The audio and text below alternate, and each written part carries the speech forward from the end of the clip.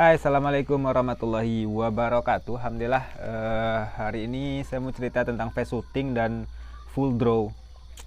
Oke teman-teman, sering kali ya ketika kita melihat video face shooting itu ini sudah sangat sering loh kasus seperti ini, sebenarnya kejadian seperti ini, dan hal ini juga sudah sangat sering dibahas. Saya bahas khususnya ya, ketika ada video face shooting. Suatu ketika lah, saya ambil contoh di diri saya pribadi, saya membuat video face shooting, kemudian salah satu orang teman komen, jadi kalau face shooting itu nggak harus full draw ya.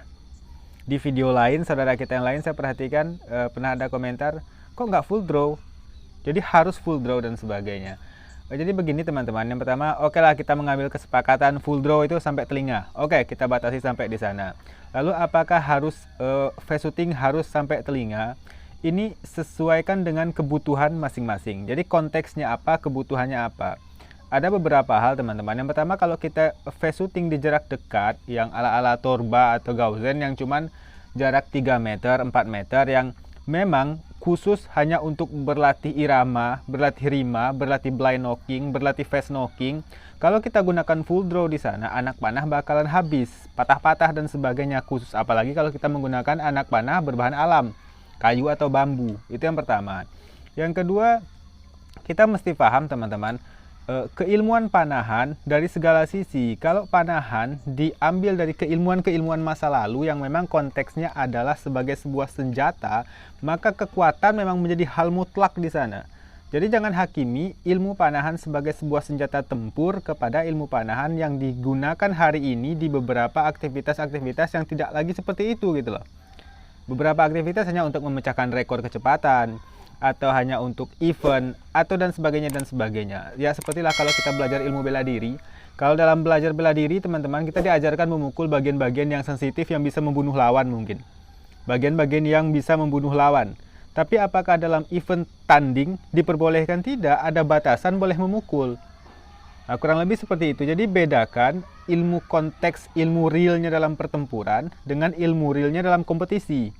Itu dua hal yang berbeda teman-teman. Itu yang pertama.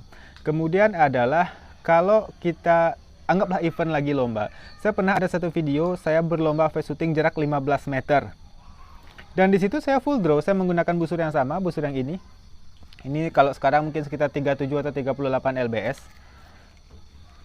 Teman saya ambil gambar slow mo, dia ngambil slow mo dan saya narik sampai sini. Karena kebutuhan jarak 15 meter. Jadi kebutuhan jarak sangat berpengaruh juga. Jadi sesuaikan dengan kebutuhan saja, tidak ada istilah harus atau tidak harus di sana. Sesuaikan dengan kebutuhan. Kalau kebutuhan kita hanya untuk berlatih blind knocking, berlatih face knocking di jarak dekat 3, 4, 5 meter, kalau kita full draw apalagi dengan busur-busur berat itu bisa menghancurkan anak panah. Nah, jadi ini yang mesti difahami, konteks-konteks kebutuhannya ini loh. Kebanyakan kita itu nggak paham, ini saya perhatikan. Jadi kalau nggak full draw, salah nggak full draw, salah nggak full draw. Ya tunggu dulu kebutuhannya apa dulu. Nanti akan saya sertakan lah video ketika saya lomba event face shooting jarak 15 meter yang saya full draw. Jadi itu video di slow mo. Kalau videonya masih saya temukan ya di galeri handphone, nanti saya sertakan. Di sana saya full draw. Karena kebutuhannya untuk 15 meter harus seperti itu. Kalau nggak anak panah nggak nyampe, ataupun kalau nyampe dia jadi sangat-sangat volley seperti itu. Sementara untuk face shooting kita butuh kecepatan gitu kan. Nah, kurang lebih seperti itu. Jadi kita mesti paham konteks, kita mesti paham kebutuhan. Jangan dihakimi satu ilmu. Kalau kita belajar ilmu panahan masa lalu teman-teman, itu konteksnya panahan real senjata. Untuk berperang, untuk berburu. Di hari ini konteksnya menjadi bermacam-macam dan pola latihnya menjadi bermacam-macam. Oke, kita tidak pungkiri panahan masihlah sebagai sebuah senjata hari ini. Kita bisa gunakan untuk aktivitas-aktivitas membela diri dan sebagainya. Tapi dalam kebutuhan-kebutuhan lain, kita mesti paham kebutuhannya. Kalau kita latihan blind knocking saja, latihan face knocking saja, cuma di jarak-jarak dekat, ngapain full draw, itu menghancurkan anak panah. Kalau pengen full draw, kita latihan di jarak yang lebih jauh, 15 meter, 20 meter, dan sebagainya. Kemudian ada tahap-tahapan dalam berlatih. Ada orang-orang yang cuma berlatih blind knockingnya saja dulu, latihan blind knockingnya saja dulu. Kemudian latihan face knockingnya saja dulu. Kemudian latihan face knocking, blind knocking, dan release.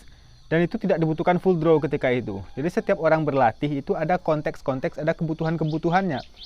Jadi tidak bisa dihakimi dengan satu standarisasi saja. Jadi pahami itu, pahami kegunaan, pahami kebutuhan latih kita, baru kita paham ini benar atau salah. Jadi kurang lebih seperti itu teman-teman.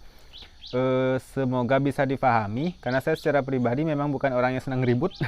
Jadi kalau ada perbedaan pendapat itu kita mesti paham kenapa bisa terjadi perbedaan pendapat, dan kebanyakan kasus itu karena tidak paham. Saya perhatikan, nah, teman-teman yang mengatakan itu salah karena mereka tidak paham konteks, tidak paham kebutuhan, sehingga gampang sekali mengatakan itu salah, panahan itu harus full power, full draw, dan sebagainya. Bahkan saya pernah mengupload video Mihai Cosme, seorang master panahan berkuda dunia. Jadi tetap di komen, loh kok Mihai Cosme nggak full draw? Tetap saja komenan seperti ini muncul gitu loh. Jadi ya semoga bisa dipahami. Selamat berlatih. Assalamualaikum.